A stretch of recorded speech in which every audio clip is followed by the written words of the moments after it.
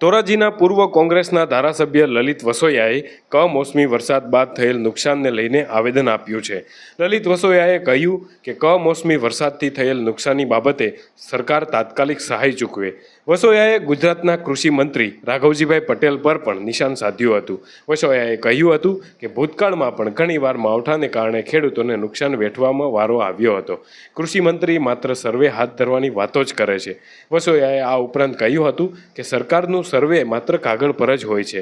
સરકાર એ તાત્કાલિક સર્વે કરવું જોઈએ અને ખેડૂતોને યોગ્ય વળતર ચૂકવવું જોઈએ। સાંભળો શું કહ્યું લલિત વસોયાએ।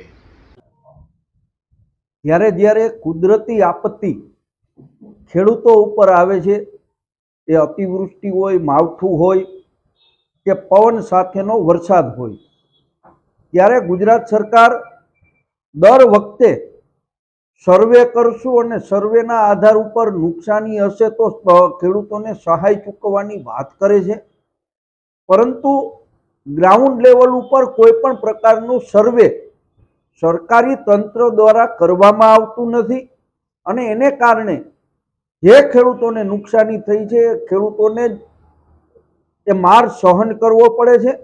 મારી ગુજરાતના કૃષિ મંત્રીશ્રીને વિનંતી છે કે ગ્રાઉન્ડ ઉપર સર્વે થાય છે કે કેમ, એનું જો તમારે ખેડૂતો પ્રત્યેની લાગણી હોય તો એકવાર એનું સર્વે કરો કે સર્વે થાય છે કે નહીં, તો તમને સાચો ચિતાર ખેડૂતોની સાચી સ્થિતિ તમારી સામે આવશે। જુનાગઢ જિલ્લાની અંદર બાગાયતી પાક લેતા ખેડૂતોના આંબા ઉપરથી કેરી અને ચીકુ ખરી ગયા છે, દરેક મીડિયાવાળાએ બતાવ્યું છે, પરંતુ તમે સર્વેની વાત કરી અને ખેડૂતોનો આક્રોશ ઠંડો પાડવાનું કામ કરો છો। આ સરકારની નીતિ ખેડૂત વિરોધી છે, એ સ્પષ્ટપણે દેખાઈ આવે છે।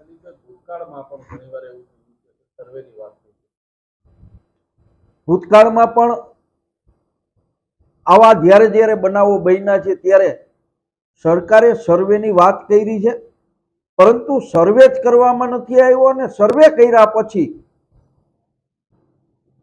ખેડૂતોને વળતર ચૂકવવામાં નથી આવ્યું। આ સૌરાષ્ટ્રના અને ગુજરાતના ખેડૂતો જાણે છે।